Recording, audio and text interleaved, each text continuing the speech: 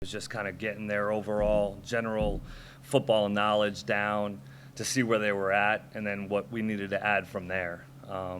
He's obviously an intelligent, bright kid that can pick up off, scheme and things pretty quickly, which is nice. And all the guys did such a nice job in the spring of learning the offense.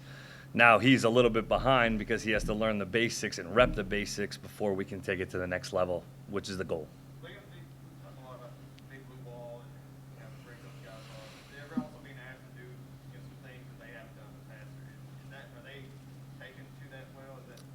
Yeah, absolutely. I mean, they've been so physical here for the last few years, which is really nice to come in and have as a new offensive coordinator. Now, how do we get these guys in space a little bit to run and use their athleticism, which they all do have?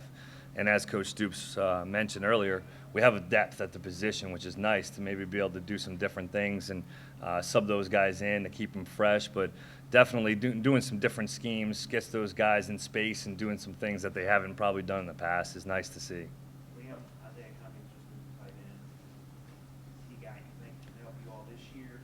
What does he, I guess, bring to the position from that receiver background aside? Mm-hmm. With Keaton out, it was kind of your also you spread out a little bit. Yeah. Do you think he can kind of fill that role? I think it ultimately will come down to what Isaiah can handle. We'll try to put him in a position right now, obviously transitioning from a true outside skill player to a big skill player is a bit of a difference. Love the matchup possibilities on, potential bigger skill players on the defensive side of the ball, but also we got to put him in a position to be successful within the run game. And what we're asking of him needs to be smart, specifically in the first half of the training camp as he transitions. But the more he can handle, the more he can do, the more he'll be a weapon for us. What percentage of where you think the starting quarterback position would be? How sure are you of that? And is one guy over another right now? Well, not being able to see Will throw live all since he's gotten here, I really don't have that idea, I guess. I mean, we'll tell today. We'll know a little bit more today after the first few practices. As Coach Stoops mentioned, I think that it's a great opportunity to build the depth that we have in the room, but also we're not in a hurry. We want to make this decision right and pick the best player to lead our offense, and ultimately your quarterback should be a face of your program. So we're process. It's a process, but we'll see today. It'll be fun to watch.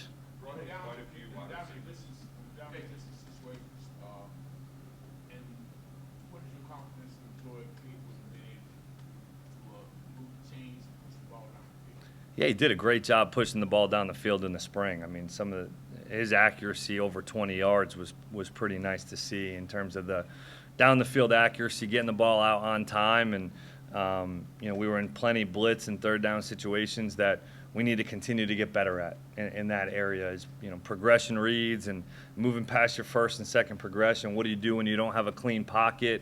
Free blitzer in your face. What do you do?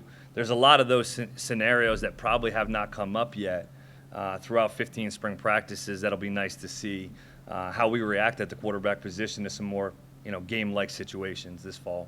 Liam, do you expect some of the true freshman receivers to play right away? Expect and hope is a different story, right? I mean, you hope that the guys will come in and make an impact because there are some skill players in that freshman class that have some ability that we want to try to take advantage of. Now, they got to get lined up and know the basic formations and some basic scheme before we can really tell as of right now. But there's definitely a hope that we can get some of those young guys involved for sure. And it's our job as coaches to try to put them in the best position to be successful that we can get them on the field. Speaking of those guys, what physical tools do you need that would help them get on the field quicker, put all the X's on stuff?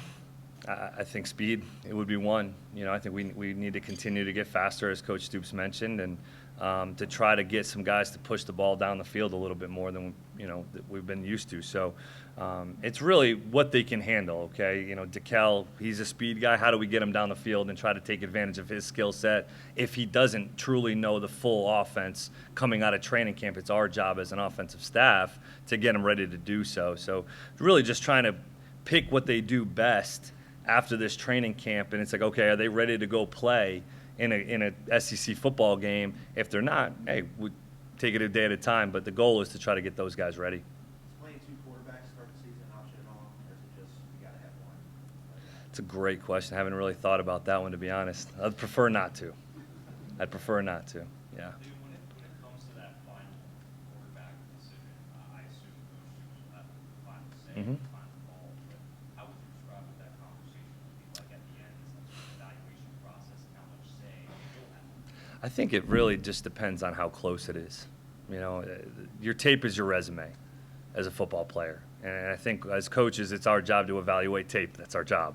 So at the end of the day, I think it takes care of itself in a lot of situations. But when if it is close and it is tight, then all right, hey, who gives us the best chance to not turn the ball over, to keep the chains moving? Who's been more successful in the red zone during training camp? How about third down situations? Did we move the sticks when these guys were in on third down, or did we not? It really comes down to some of those ultimate situational football parts of the game that probably would determine who the quarterback is, and also leadership. Their leadership capabilities on the field. Do their players want to play with them and play for them and follow those guys? So I think all those things will go into the decision-making process. Coach, it looks like you've got very good quality depth there at quarterback, right? Yeah, we have depth, absolutely, and I think it's good depth. It's good. It's anytime you have you have competition, it's a good problem, right? And at the end of the day, it's my job to get the quarterbacks to play at a high level, and I believe that we took a step forward this spring. But there's always going to be competition. We're always going to look for, hey, who's going to give us the best chance to win, regardless of class, regardless of how long they've been here or have not been here. It's our job to put this team in the best position to be successful.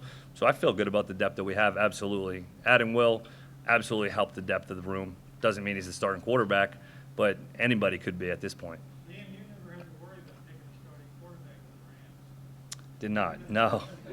No. What is it like being part of the process? Yeah, I've been a part of this exact process, to be honest with you, my last year at Maine, and we ended up starting a redshirt freshman. And there was an incumbent senior who had played a lot of reps, and at the end of the day, you make the best decision for your program, and those are going to be difficult conversations to have at times. It's never fun to tell somebody who has probably played quarterback their entire life that they're not going to be the guy. That's hard. It's a difficult conversation to have. It's not one you ever really truly want to have, but it is necessary. And I think the guys that we have in this room are mature enough to handle whichever way it goes, and they'll believe that whatever we're doing is in the best interest of the team.